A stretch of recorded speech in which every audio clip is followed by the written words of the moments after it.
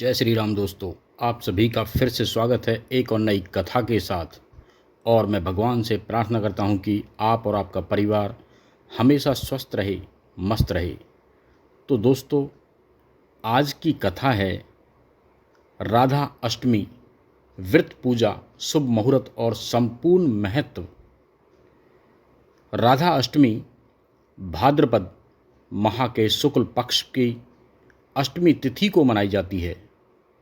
इस दिन विशेष रूप से बरसाना के राधा रानी मंदिर में पूजा विधि पूर्वक की जाती है।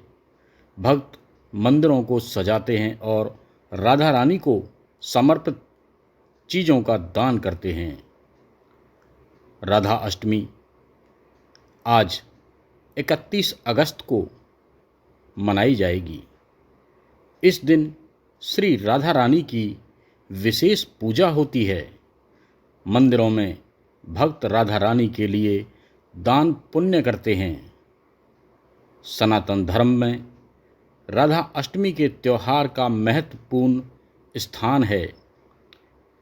इन दिन श्री राधा रानी का अवतरण हुआ था। यह मान्यता है कि इस दिन व्रत रखकर श्री राधा रानी का ध्यान करने से सारी मनोकामना पूर्ण हो जाती है। इस दिन आप भी व्रत रखना चाहते हैं तो इसके नियमों के बारे में अवश्य जान लें। राधा अष्टमी का शुभ मुहूर्त।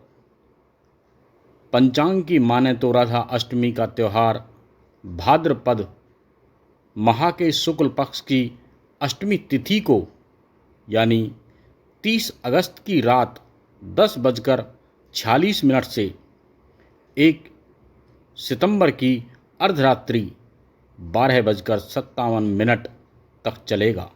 सनातन धर्म में मान्यता है कि सूर्य के उदय होने के बाद से तिथि की गणना होती है।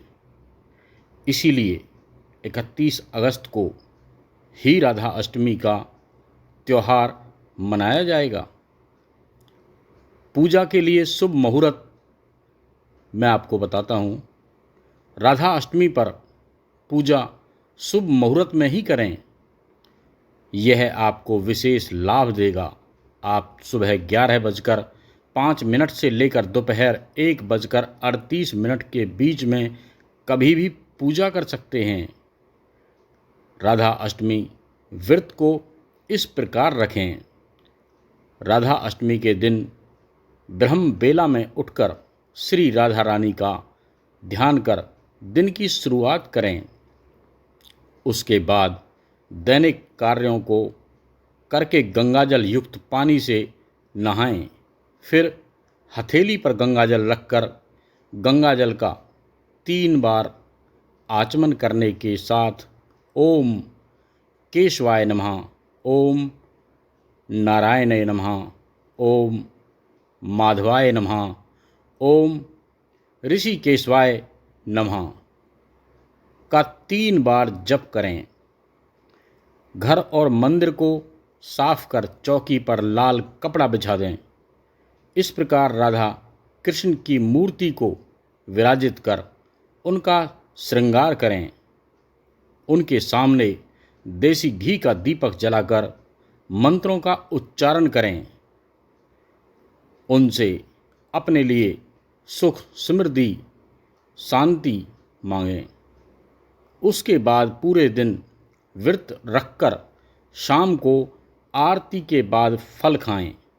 व्रत को अगले दिन पूजा करने के बाद समापन कर दें। व्रत के नियम इस प्रकार हैं। तामसिक भोजन से दूर रहें। बड़े बुजुर्गों की सेवा करें। गलत विचारों को अपने मन में न आने दें। घर में साफ सफाई रखें। व्रत के दौरान पूरे दिन नींद न लें। राधा अष्टमी की कथा। हिंदू पुराणों की माने तो एक दिन देवी राधा स्वर्गलोक घूमने चली गई।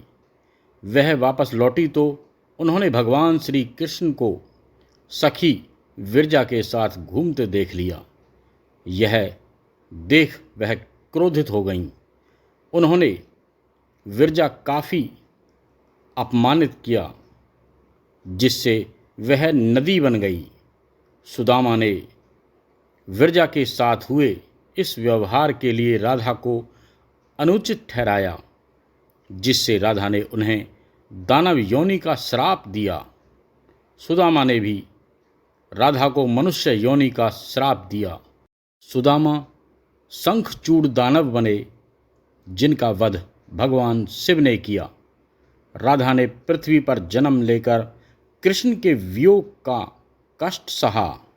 दोस्तों, ये कथा आपको अच्छी लगी हो तो हमारे सभी सनातन प्रेमियों को इस कथा को शेयर करें और पुण्य कमाएं आज के हमारे राधा रानी के व्रत का। और कमेंट्स में आप जो भी राय या कुछ भी हमें लिखना चाहें तो लिख सकते हैं। और अब हम फिर मिलते हैं एक और नई कथा के साथ। जब तक के लिए श्री राधा राधा, श्री राधा राधा, श्री राधा राधा, श्री राधा राधा, श्री राधा राधा।